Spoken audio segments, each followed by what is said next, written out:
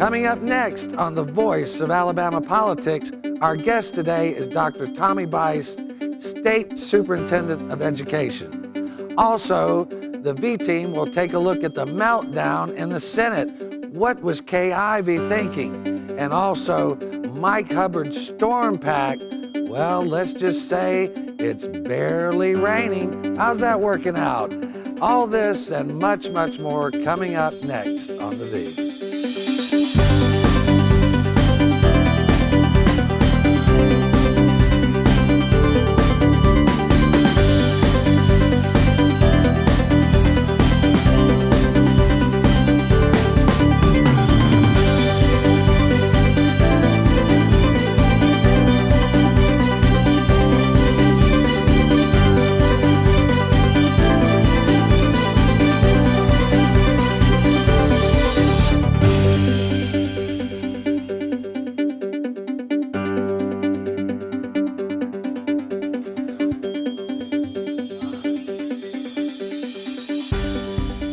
Welcome to The Voice of Alabama Politics, where we tackle the tough issues so you have the hard facts.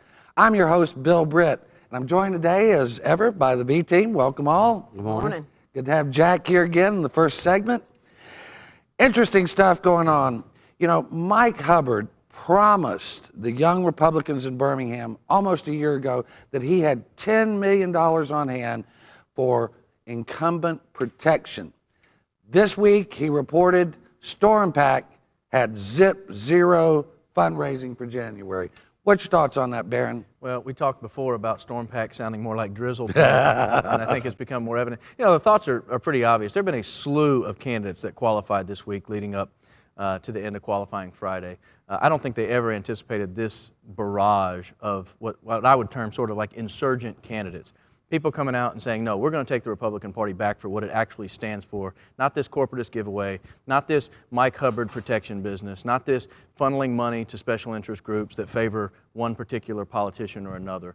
And I don't think he knew when he was promising $10 million that he would never get there. I think he added 1 0 too many. The way I counted it, they got about $1 million. How do you really feel?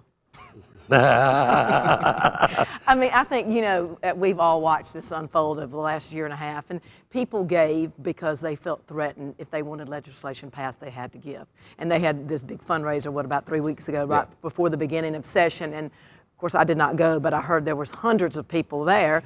And, you know, one news outlet reported they raised $250,000. Well, I guess they can't count and can't read PAC reports and disclosure reports because they only raised $133,000, not $250,000. And a lot of that was PAC money, and the only reason these PACs give is out of fear because basically Mike Hubbard is the Harry Reid of Alabama who's heavy-handed and petty, and they're afraid not to give. So that's why they raised all that PAC money, but you don't have to see many individual donors.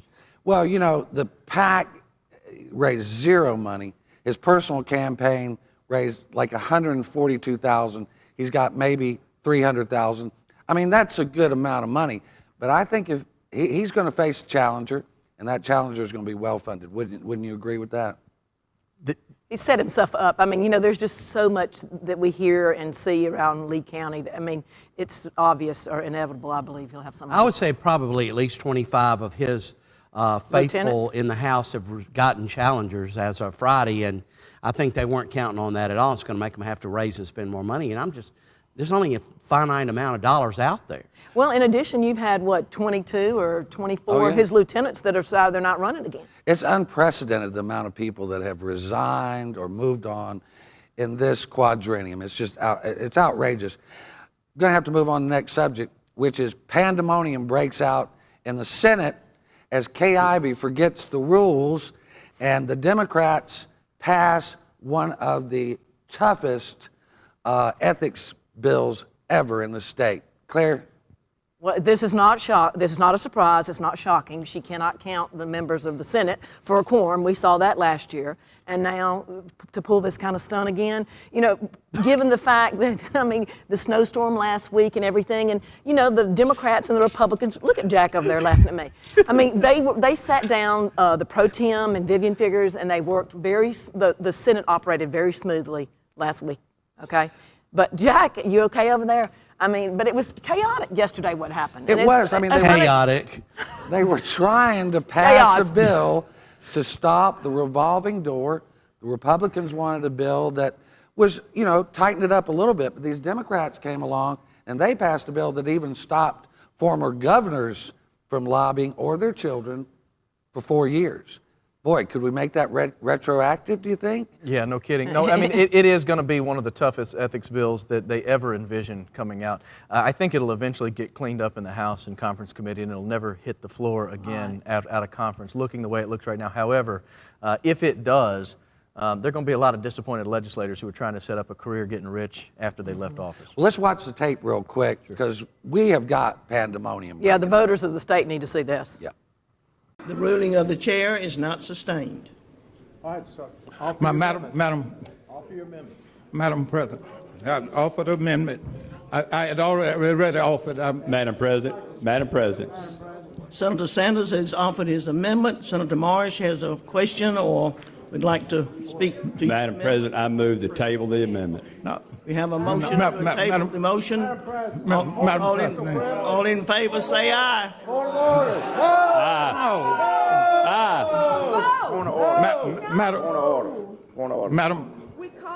Madam President, we want to. Madam President, we all been objecting. Please don't do this to her. Point of order. Follow the rules. Point of order. Point of order, Madam President. Let's just call the roll. Madam President, point of order. I have a point of order. You recognize the point of order before you did anything. I have a point of order. One point of order. So I conclude my point of order with this, Madam President. Up until today, you've been doing a pretty good job. But I respectfully urge you with my point as I close to please follow the rules. Thank you. We have control of the rules, but not of senators not being on the floor. I think they were caught by surprise. I think there was a timing issue for some of them. I don't have a lasso with a string on it.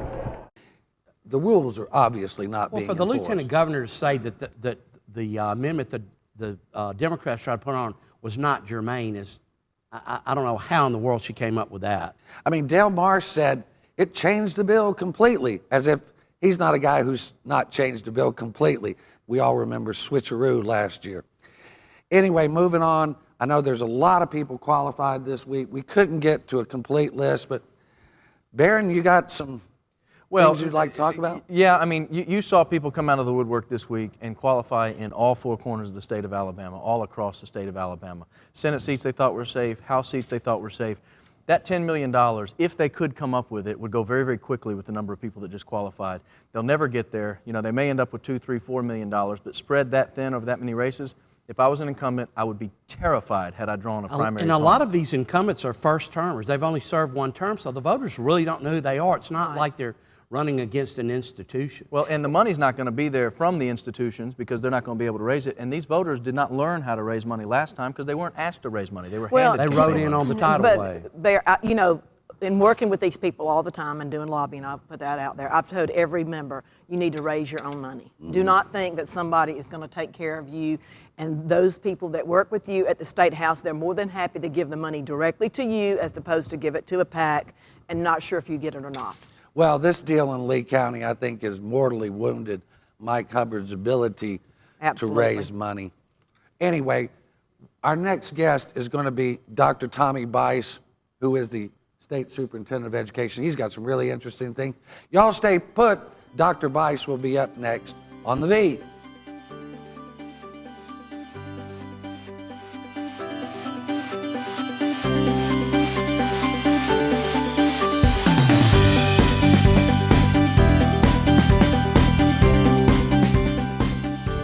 The V is sponsored by Spot On Strategies Group.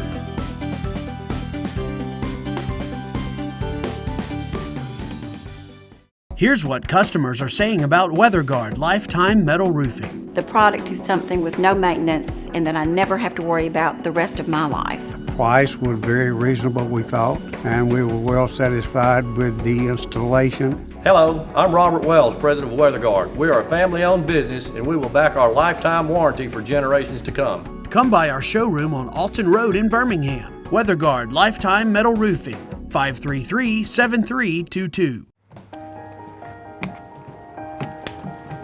I make sure to get your kids to school and home safe every day. I am AEA. I make sure your child receives a healthy meal each day. I am AEA. Thank you, AEA, for protecting our public schools and our futures. We are AEA.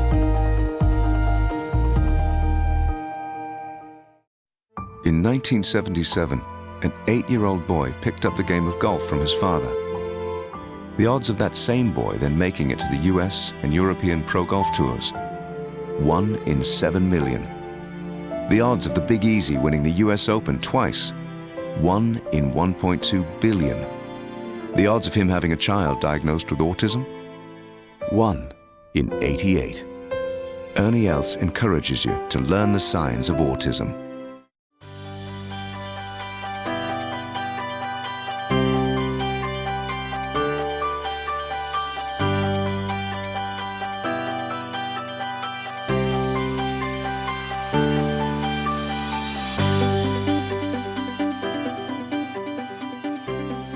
Welcome back to the V. Our guest today is State Education Superintendent Dr. Tommy Bice. Dr. Bice, welcome. Thank you. Glad to be here. 2 weeks ago, we had a tremendous snowstorm here that crippled the state. Our kids, some of them were stranded.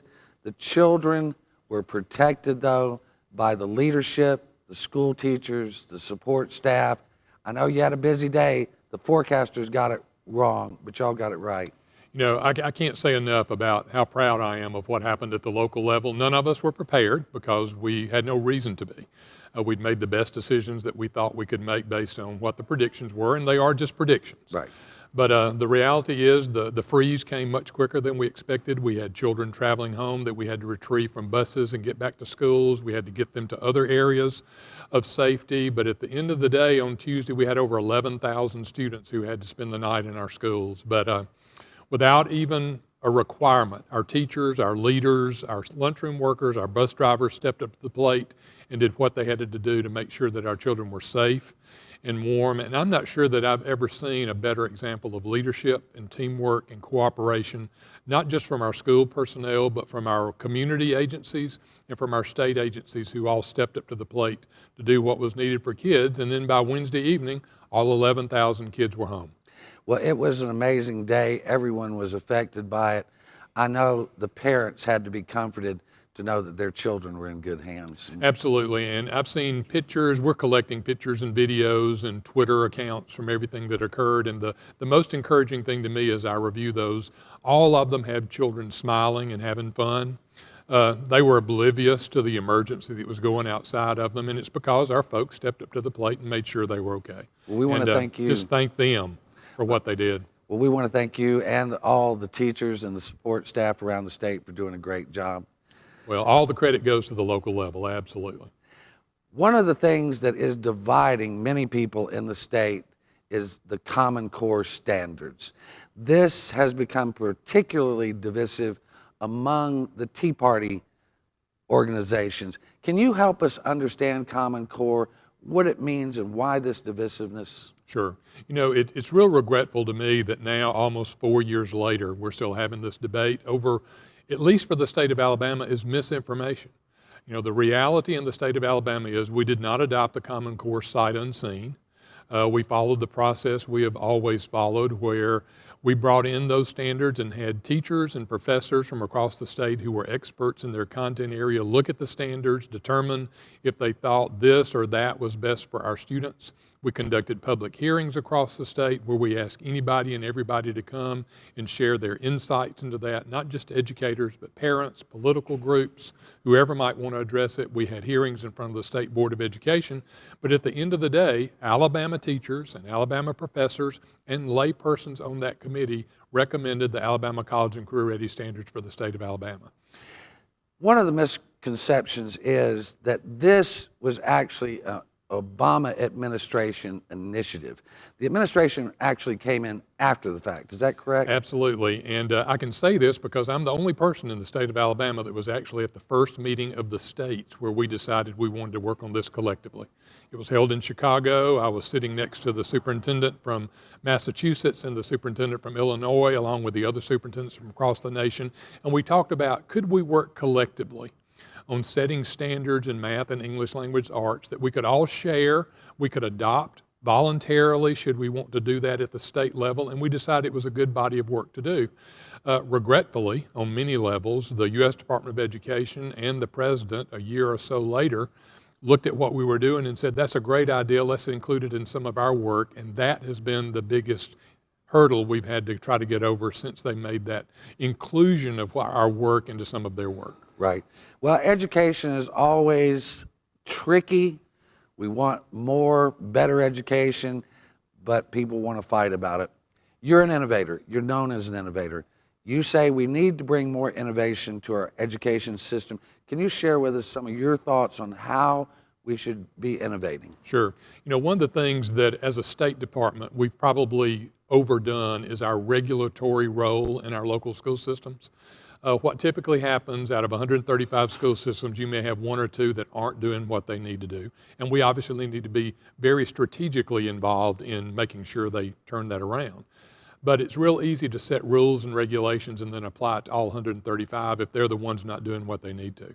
So we've shifted that now and are really setting policy now to promote innovation and creativity so that we can unleash the potential that lives in all these public schools across the state of Alabama. We're seeing unbelievable results in just 2 years. Our graduation rate has jumped to 80%, which is 2 years ahead of the projection of where we wanted to be. And I can give almost total credit of that increase to the work in our local school systems because of their innovative way to meet the needs of children. This also brings something else to mind. You talk about more flexibility. Can you share with us a little bit about that? Sure. One of the things that the state board has done is if a school system wants to do something innovative, and we have rules and regulations that may have been in place for years that are preventing them from doing that, they simply present a plan to us that we want this for our students. But in order to get there, we need for you to remove these stumbling blocks, these policies that are standing in our way. And if they can give a compelling reason as to why we need to do that, we've been doing that. And we're very pleased that the legislature has also taken some steps to provide the same level of flexibility at the budget and law level. So we're at a unique place in Alabama now where we can really innovate education rather than regulate it. Well, we want to thank you for all that you do and good luck with the innovations and the flexibility. Our guest today has been Dr. Tommy Bice, State Education Superintendent. We want to thank him and all the teachers and support staff throughout Alabama for all you do for our children. You're watching The V. We'll be right back.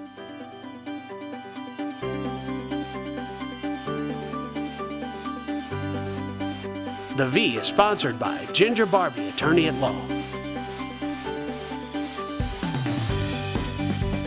And MediaWorks Communications, video production services for all your video production needs.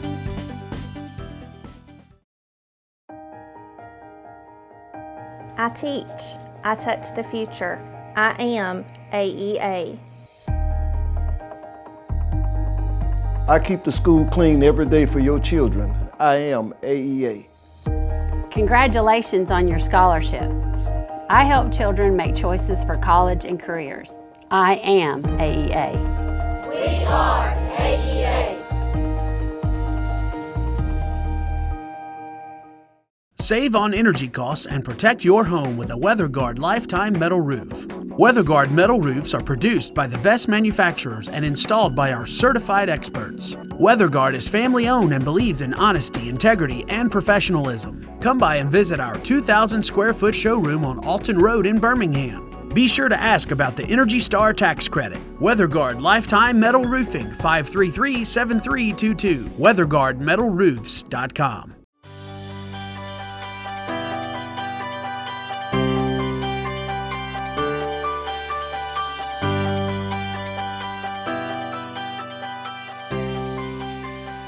Welcome back to the Voice of Alabama Politics.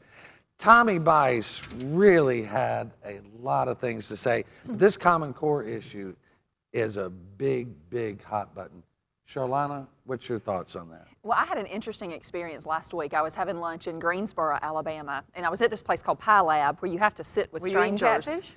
I was eating chili and cherry pie, actually. But anyway, the lady across the table from me, we started talking to ask her where she was from and what she does, and she is a professional educator who teaches teachers how to give standardized testing. And I said, oh, great.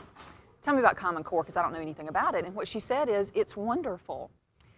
What they're seeing in Alabama schools, once they've started doing the standardized testing, is that the grades are improving. The standardized test numbers are improving. And she said, look, we had hearings on this, and it's exactly what Dr. Bice said. We had hearings on this in 2009, 2010. Why this issue is coming back up again now is very interesting because, number one, it works. Number two, this is an Alabama tailored set of standards. And number three, if we're going to be a state economy where we're trying to pull in national companies and international companies, then there is some comfort level to be able to say that your child, whether you want to put your business in Massachusetts or Connecticut or Alabama, you're going to get a very similar type of education. And it's a selling point for job recruiting. Well, there's a lot of folks in the Tea Party that just don't agree with that. I mean, what's y'all's thoughts? Well, I don't care about the merits of it right now. What concerns me is the arrogance of the Republican leadership, Mike Hubbard and Del Marsh in particular, extraordinarily arrogant on this issue. I don't care what the rank and file members of the House and Senate want. I don't care what the rank and file Republicans in my district want. I don't care what the people in my district want. I know better than you, and we're not taking a vote. That kind of arrogance can get you voted out of office. It should get you voted out of office. Well, there's no doubt. They won't take it up. It's a hot button issue. It's big. People like Scott Beeson have been behind, doing away with Common Core. But Dr. Bice makes a pretty interesting case for it. I mean, and a compelling argument for it. Yeah. He does. And like Barron said, they're not going to deal with it. Yeah, well, they don't want to deal with it because it's a loser at the polls. And I'll tell you why his case may be compelling, but when you listen to him, what did he say? He said, well, as we did this, I sat between the superintendent of Massachusetts and Illinois, and we came up with a plan for Alabama. That does not make Tea Party folks in the state of Alabama feel any better, I promise. No, probably not. But heaven forbid we should want our children to be able to compete on a national level, right? No, I'm not saying that. I'm just saying that's not a selling point. He needs a new marketing agent. Yeah, well, that's true. He was just trying to say he was there with everybody from the United States, and he was in the room in Chicago, and he sat there and listened. I mean, this is obviously a very intelligent man and is doing what everybody says is a great job. But Common Core boils down to whether you trust Obama or you don't trust Obama in Alabama, and people don't trust him. Well, maybe this goes back to Barron's point. If they stick Alabama on the front of it, then everything will die down and get quiet. Well, yeah, but we do need standards in education. Repackage it, right? Well, I don't know. I tell you something that definitely needs some repackaging is this, what they call predatory lending. We're talking about jobs down here in Alabama. Heck, we got poor farms. You go 45 minutes in any direction in Montgomery, and you see these places that, check loans, payday loans, just drive down the Atlanta lending. Highway. If you're in Montgomery, you'll see at least 40 between where the ag department is and before you get to East Perry Hill. I mean, and then Birmingham, they're everywhere. They're all across the state. I mean, whether you're for or against it, there is a market for this industry. Well, I tell you, when you get preachers and women's groups and advocates for the poor coming out and all saying we're against this, I think the lobbyists are going to lose on this one. But you were going to say something. Well, one of the things that struck me when I was looking at some of the research beforehand is that the Pew Research indicates that 60% of the borrowers are women. Female, right. And out of that, the majority appear to be single mothers who are living at or near the poverty line. And that's a compelling argument for at least taking a look at these sorts of things. I mean, we regulate banks pretty tightly. And that's what these are. These are essentially off-market type of banking transactions for people who can't afford or can't be in mainstream banking transactions. Well, and I'm sorry, I thought this state was led by Republicans. I thought Republicans didn't want to be in the bank regulation industry. We had a hissy fit when they passed Dodd-Frank, rightfully so. We need to get out of the regulating of these institutions as well. Look, if somebody blows out a tire and needs to get to work on Friday, and they don't, or need to get to work till Friday so they can get paid, and it's Tuesday, and they need to go borrow $50 to get their tire fixed, a lot of these people don't have a great credit history, and if they can't get to work, they're going to get fired. There are a myriad of reasons why someone would want a short-term loan. As a Republican, I have real trouble with saying, you're not smart enough to manage your own finances. Here, let me give you a hand. And I'm disgusted by the whole Well, argument. one of the things that's pointed out, and I think this is a real obvious problem, is that the percentage rate on this, the annual percentage rate, is 400%. On a title loan, it's 300%. What they're asking for is to bring it down to something like 36 or 39.